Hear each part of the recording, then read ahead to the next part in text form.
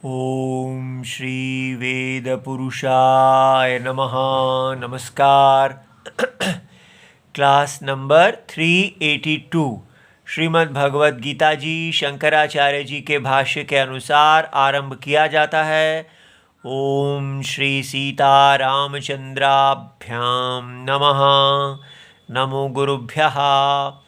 ओम अथ काल देवताः श्री संवत् 2081 माघ कृष्ण पक्षः षष्ठी सोमवारः हस्तनक्षत्रम् उत्तरायणं शिशिर ऋतुः।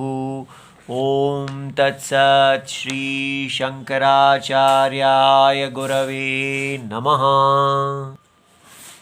एवं प्रवर्तितं चक्रं नानुवर्तयतीह यः अघायुरिन्द्रियारामो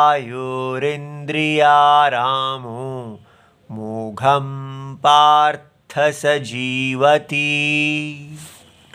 अध्याय नंबर 3 और श्लोक है श्लोक नंबर 16 और ये पुस्तक है Gita press Gorakhpur book number 10 Shankaracharya ji के भाष्य वाली पुस्तक। अच्छा जी, अब यहाँ पर भगवान कह रहे हैं कि एवं इस प्रकार प्रवर्तितम चक्रम, चलने वाले चक्र को, वो चक्र जो इस प्रकार घूम रहा है, तो उस चक्र को न अनुवर्तयति ही इह यह, जो इस लोक में अपने स्वधर्म में अधिकृत होता हुआ, जिसका अधिकार है कि वो इस चक्र को चलाए बनाए, लेकिन वो इसको नहीं अनुवर्तन करता, इसके अनुसार नहीं चलता, तो वो क्या करता है फिर? वो अघायु, वो पाप आयु है, उसका सारा जीवन पाप है। देखिए भगवान कितने, ऐसा लगता है जैसे क्रोध में आ गए हों। और वो क्या है? इंद्रिय रामः, अर्थात सदा इंद्रियों में ही रमन करने वाला कंज्यूमर। वो इस पृथ्वी पर ऐसे विचर रहा है जैसे वो केवल भोग के लिए, केवल अपनी इंद्रियों को भरने के लिए ही पैदा हुआ है। शास्त्र के लिए इंद्रिय रामः, अपनी इंद्रियों में ही सदा रमने वाला, सबसे बड़ी निंदा है मानव की। तो अगर कोई व्यक्ति केवल इंद्रियों में ही रमता हुआ अपने जीवन को नष्ट कर देता है, तो भगवान मानते हैं मोघम, वृथा, वेस्ट। मोघम पार्थ, हे पार्थ, हे पृथा पुत्र अर्जुन, वो व्यक्ति अपने पूरे सौभाग्य को वेस्ट कर देता है। मोघम पार्थ स जीवति। ठीक है, तो कितना बड़ा एक निंदा है। ये निंदा भगवान इसीलिए कर रहे हैं, शास्त्र में निंदा और स्तुति इसीलिए की जाती है, जहाँ स्तुति है उसको करो ताकि हमारी प्रवृत्ति हो, और निंदा इसलिए की जाती है कि हम उस कार्य से दूर हटें।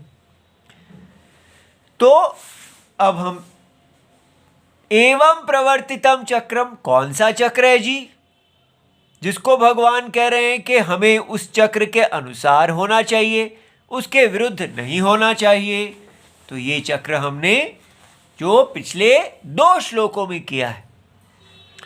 क्या ये चक्र ने बताया? बहुत गहरा था ये चक्र, कि जो अक्षरम परम ब्रह्म,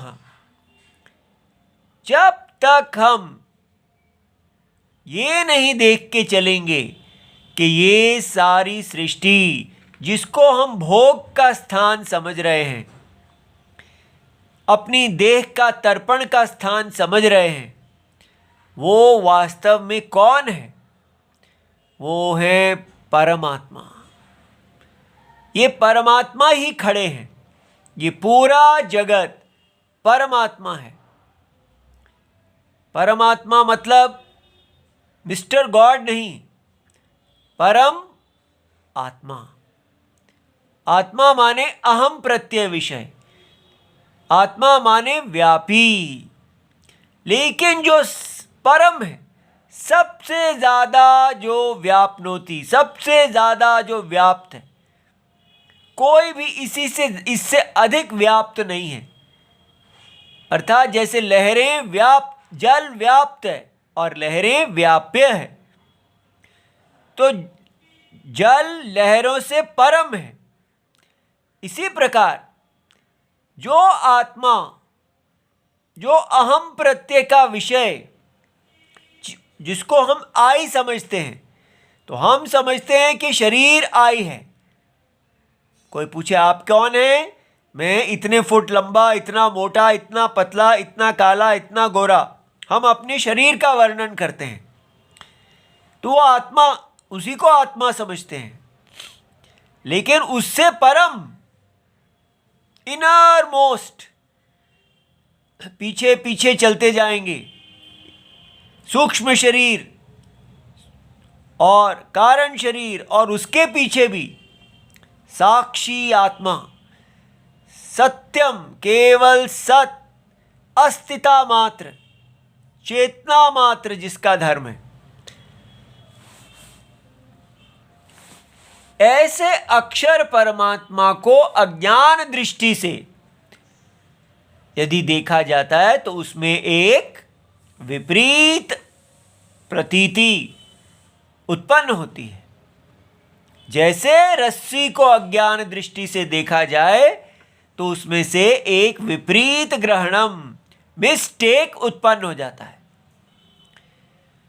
तो ये जो मिस्टेक परम ब्रह्म में से निकला, उसका क्या स्वभाव था? वो वेद था। हाँ, तो वेद क्या है? शब्द रूप। तो अक्षर परमात्मा में से शब्द निकला, एक शब्द। उस एक शब्द के अंदर सारे शब्द हैं। वो एक शब्द क्या है? ओम। ओम। ओम के अंदर सारे शब्द कैसे हैं? क्योंकि अ उ म वो 3 वर्णों का बना हुआ है, और अ का अर्थ है जागृत, उ का अर्थ है स्वप्न, और म का अर्थ है सुषुप्ति। और इन तीनों को धारण करने वाले परमात्मा। इस प्रकार ओम कौन है? परमात्मा, 3 शरीरों वाले। अ उ म। अ उ म जो ओम है वो शब्द है, और उसका विषय है अक्षर परमात्मा, जगत के कारणम।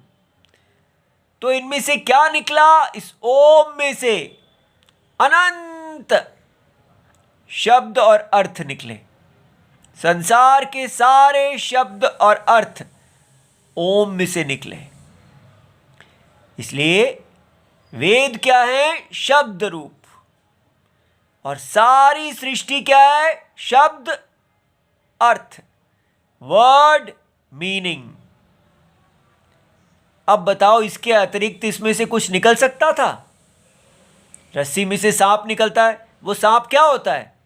शब्द अर्थ, उसका कोई अस्तित्व नहीं होता, केवल शब्द और अर्थ निकलता है। आप देखते हैं कि रस्सी का अज्ञान हो तो उसमें से क्या निकलता है? शब्द अर्थ।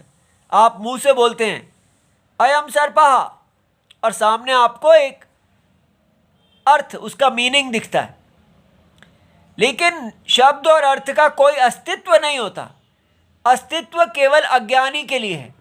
अज्ञानी को लगता है कि ये रस्सी का जो अस्तित्व है वो इन शब्द अर्थ को मिल गया है, इसीलिए वो सत्य समझते हैं। वास्तव में वो शब्द अर्थ सत्य नहीं होते। इसी प्रकार यहाँ भी है, अक्षर परमात्मा में से ओम, ओम जो है वो सारे शब्द उनमें से हैं। जगत कारणम, परमात्मा का नाम जगत, परमात्मा जगत कारणम हो गए और उनमें से निकले सारे शब्द और अर्थ।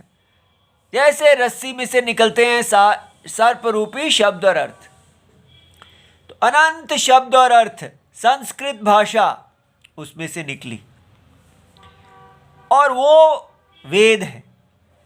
तो वेद जो है क्या ऐसे ही टेढ़े मेढ़े एक एक शब्द है? हाथी, घोड़ा, चूहा, बिल्ली इत्यादि ये सब जो संस्कृत में मूषक, चूहा बिल्ली तो वेद के शब्द नहीं है, माने हस्ती, अश्व, मूषकः, ऐसे बिडालहा, ये जो शब्द हैं ये सब मूल शब्द हैं। लेकिन ये ऐसे शब्द नहीं निकले वेद में। वेद में मंत्र निकले, पूरे वाक्य इत्यादि, पूरी पुस्तक, पूरे मंत्र निकले, क्रम निकला और उन मंत्रों में एक ज्ञान निकला, वो सब। और उस ज्ञान को, इसलिए वेद कहाँ निकले? ऋषियों के अंतःकरण में निकले, ठीक है।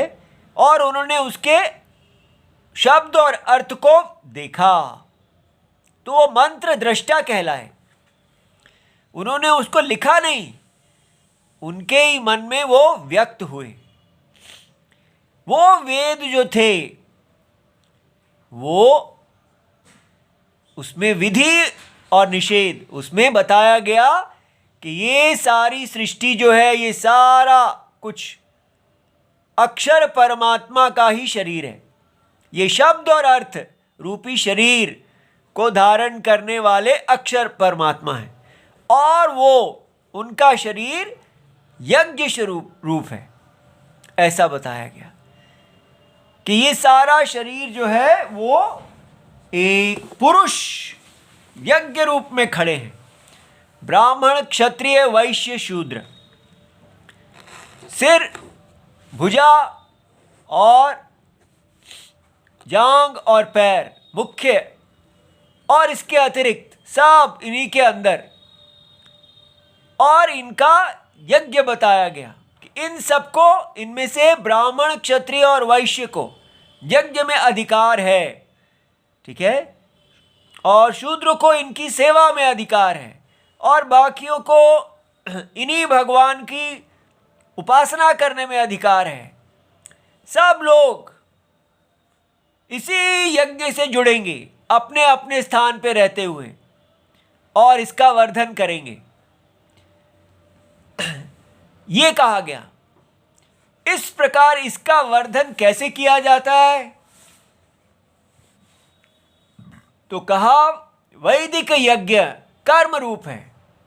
तो इसलिए अक्षर ब्रह्म परमात्मा में से, यहां मंत्र में यहां ब्रह्म शब्द लिखा है, ब्रह्म का मतलब यहां वेद, और वेद में से कर्म निकला।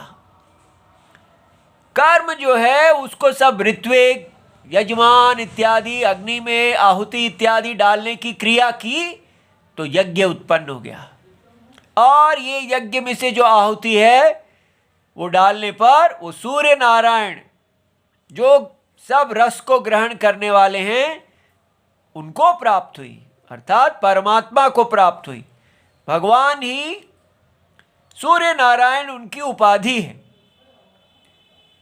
और उससे, उनके तेज से, उनका सागर से जल को शोषण करना तो वृष्टि होती है। और वृष्टि जो है अन्न को पैदा करता है।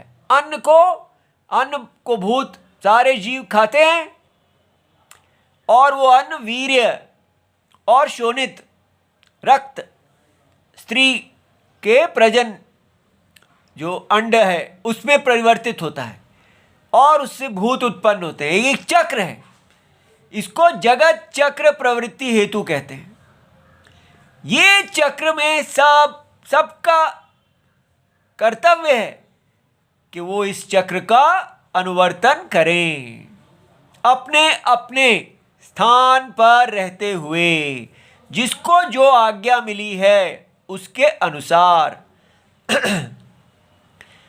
तो अब जब हम कहते हैं कि वर्ल्ड में प्रॉब्लम्स आ रही हैं, ये मुश्किल आ रही है, वो मुश्किल आ रही है, बारिश नहीं हो रही है, अन्न नहीं मिल रहा है, प्रॉब्लम्स हैं, तो वो सब मूल कारण होता है कि हम अपने यज्ञ से विरुद्ध हैं। ये यज्ञ पालन करना ही धर्म है, इसके विरुद्ध जाना अधर्म है। और इसमें ये बात समझनी है कि ये जो चेन है ये बहुत गहरी बात है। ये ऐसे नहीं है जैसे पहले दूध था, फिर दही आया, फिर मक्खन आया और फिर घी आया, ऐसा ट्रांसफॉर्मेशन नहीं है। अक्षर परमात्मा में कोई परिवर्तन नहीं आया, तो ऐसे ही रहे। अस्तित्वम, उनका नेचर, उनका स्वभाव ही अस्तित्व में। ये बड़ी कमाल की चीज है। ना कोई नाम, ना कोई रूप, वो शब्द और अर्थ का उनके साथ कोई संबंध नहीं है। वो किसी शब्द के अर्थ नहीं है, वो केवल स्वयं ज्योति है। शब्द प्रकाशित नहीं है, लेकिन अज्ञान में वो शब्द प्रकाशित जगत कारणम इस शब्द से प्रकाशित होते हैं। तो जगत क्या है? शब्द, अर्थ, वेद। और ये जब इसमें से वेद आया तो इसमें कोई विकार नहीं आया, ये निर्विकार रहे। ये माया सृष्टि है और इसी वेद के आधार पर सब पुरुष आए, सब हुआ। यज्ञ, पुरुष, पत्नी, बच्चे, वो सब जो यज्ञ के साधन हैं, कर्म हुआ, यज्ञ बना, ये सब कल्पना में हो रहा है। ठीक है? अक्षर ब्रह्म में जो ये शब्द रूप आए, बस इसी में ही ये कहानी चल रही है, लेकिन वास्तव में कोई कहानी नहीं चल रही। ठीक है? तो इसी के कारण बार बार ये शरीर आ रहे हैं और ये शरीर इस यज्ञ को, जब हम इसके सत्य को देखते हैं कि ये सारा जगत शब्द और अर्थ रूप अक्षर परम ब्रह्म है, तो हम कृतार्थ हो जाते हैं। ये सारा वेद, नाम और रूप, ये सीता है। अक्षर परमात्मा राम है। सीता और राम के मिलने से यज्ञ होता है। इस प्रकार प्रजा उत्पन्न होती है। ये देखिए, ऐसे जो व्यक्ति देखता है उसकी बुद्धि निर्मल हो जाती है। वो सदा हर शब्द और अर्थ में सीता और राम को देखता है। राम उसके सत्यम है, अस्तिता है, और सीता शब्द और अर्थ। ठीक है? उन शब्द और अर्थ को सत्य कौन कर रहा है? राम। सीता शब्द अर्थ रूप हैं जो वेद हैं।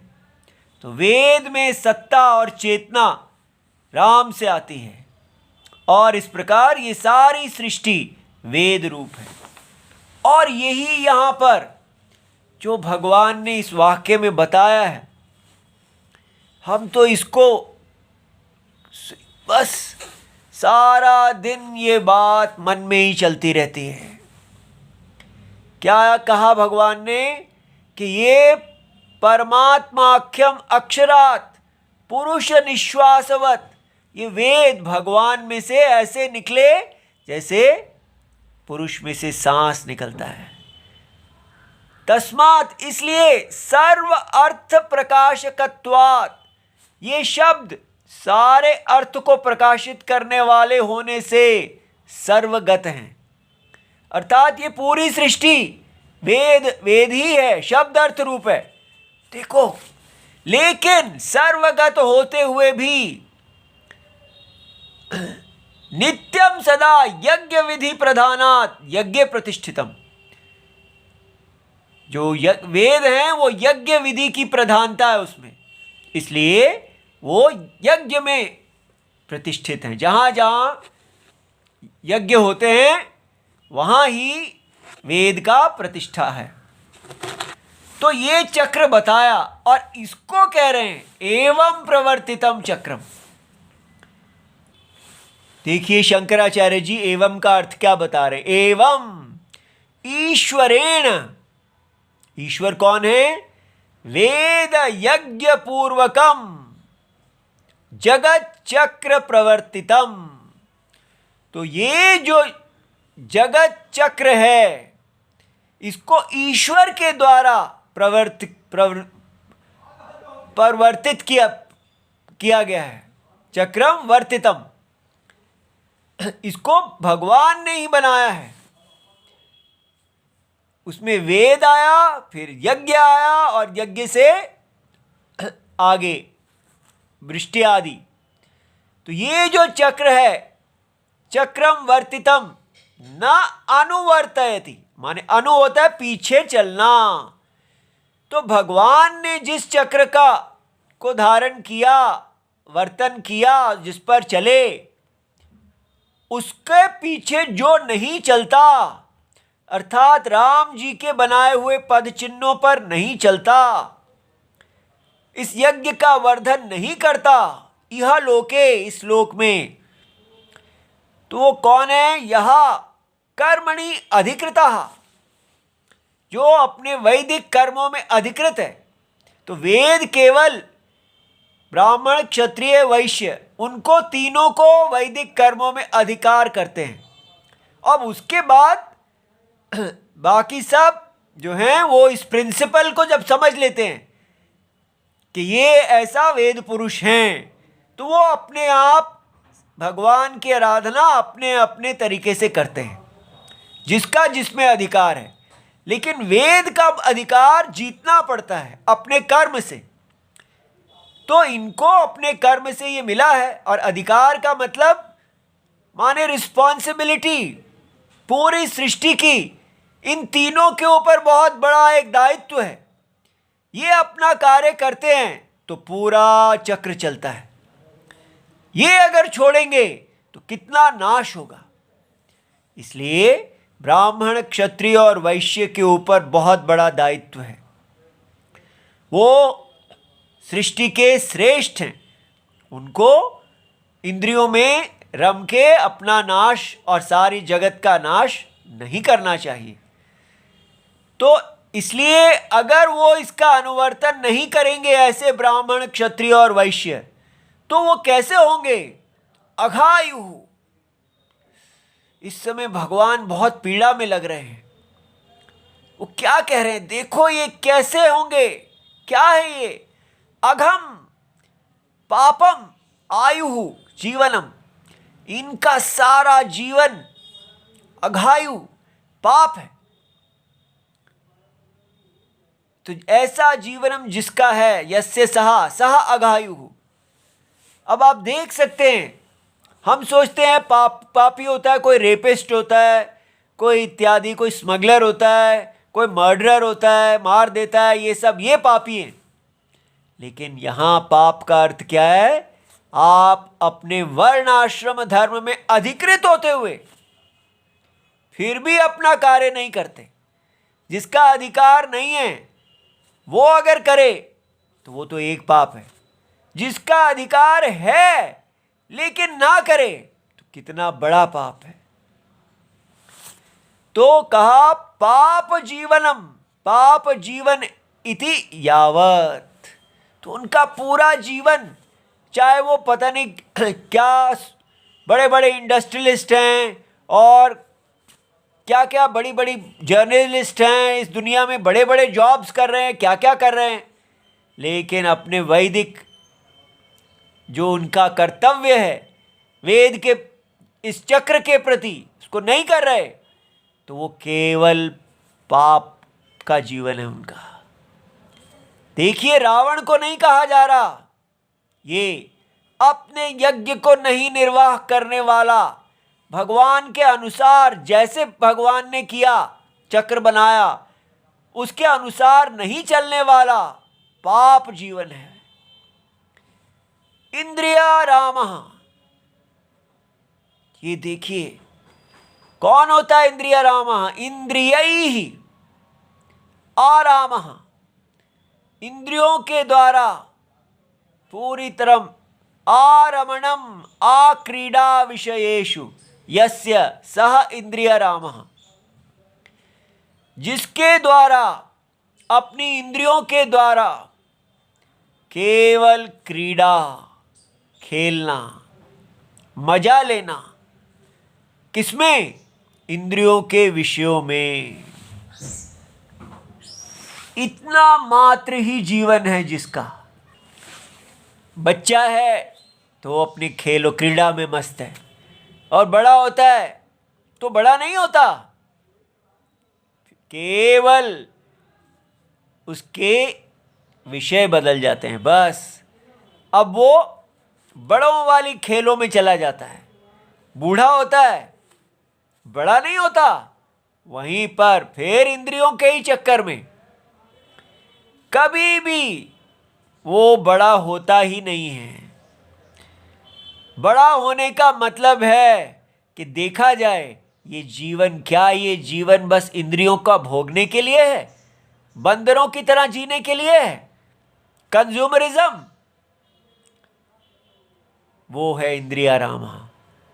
नहीं नहीं, हम ऐसा नहीं करते हैं, हम तो वसुधैव कुटुंबकम करते हैं। हम सबको कहते हैं कि आप सबके लिए जियो, दूसरों के लिए जियो। दूसरों के लिए किसके लिए? जो सब इंद्रियों के लिए जी रहे हैं। अपनी इंद्रियों के लिए जियो और दूसरों के लिए इंद्रियों के लिए जियो। ईज ऑफ लाइफ, सब खाएं, ठीक है, सबकी इंद्रियां तुष्ट हों। ये गोल ऑफ लाइफ इंद्रिय तुष्टि से अतिरिक्त कोई है ही नहीं। आप तो ये मॉडर्न आदमी जो है, मनुष्य जो है, वो शरीर तर्पणम से अतिरिक्त सोच ही नहीं सकता। उसके आगे उसके पास चक्षु ही नहीं है, अंधा है। तो इसलिए या वो खुद खा जाता है या कहता है नहीं सबको खिलाओ। इक्वालिटी, सबको भोग करने के ही समान अवसर मिलना चाहिए। ये भी इंद्रिय रामः ही है, ठीक है। तो इसलिए ऐसा व्यक्ति पापी है। ऐसे लोग अपने आप को परम पूज्य भगवान राम समझ रहे हैं, लेकिन भगवत गीता जी को देखिए कि जो जीवन का गोल केवल यही बताता है कि खुद भी खाओ, सबको खिलाओ, सब आराम से खाएं, सुख चैन से खाएं, यही जीवन है। तो ऐसा व्यक्ति सबसे नीच, यज्ञ का चोर, यज्ञ को छोड़ने वाला और विश्व का नाश करने वाला होता है। मोघम माने वृथा। भगवान जी को कहते, राम जी को कहते हैं अमोघ, सदा सत्य रहने होने वाला। लेकिन ये क्या है? मोघ, वेस्ट। इतना भाग्य से व्यक्ति को ब्राह्मण, क्षत्रिय, वैश्य यज्ञ में अधिकार मिलता है। इतनी अच्छी पोजीशन अपने परम पुण्य से प्राप्त करके भी वो क्या करता है? कुत्ते की तरह इंद्रियों को, विषहड्डी को देखता है और अपनी जीभ से लार टपकाता है। पशु की तरह जीता है। अपने ब्राह्मणत्व, अपने क्षत्रिय वैश्यत्व को नष्ट कर देता है। और बाकी लोग भी, ये बाकियों के लिए, ऐसा नहीं कि बाकियों के लिए नहीं है, बाकी भी ये तो श्रेष्ठ हैं, इसलिए सबसे ज्यादा इन पे कहा जा रहा है। लेकिन जो अन्य हैं उनका भी यज्ञ में, भगवान की आराधना में ही अधिकार है। ये जीवन केवल यज्ञ रूप परमात्मा की आराधना के लिए है। जो वो नहीं करता, केवल अपने पॉलिटिकल राइट्स के लिए ही बस शोर मचाता रहता है, दिन भर बातें ही बातें, क्या मेरा भोग, मेरा भोग, मेरा भोग। ऐसा व्यक्ति वृथा, वेस्ट। हे पार्थ स जीवति, उसका जीवन बिल्कुल व्यर्थ है।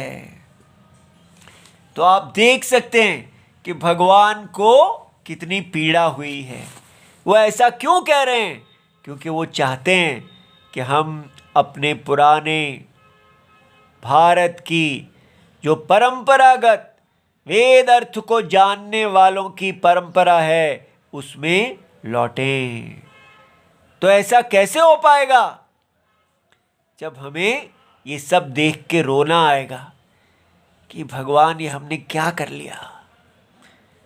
और आप वाल्मीकि की तरह राम जी की शरण लेंगे, हे राम रक्षा करो प्रभु। ऐसा पश्चाताप करने वाला मन एक बार भी राम जी को बुलाएगा तो उसका वो पुनः यज्ञ में स्थापित हो जाएगा, ऐसा भगवान आगे कहेंगे। ठीक है। ओम नमो भगवते वासुदेवाय। प्रणाम।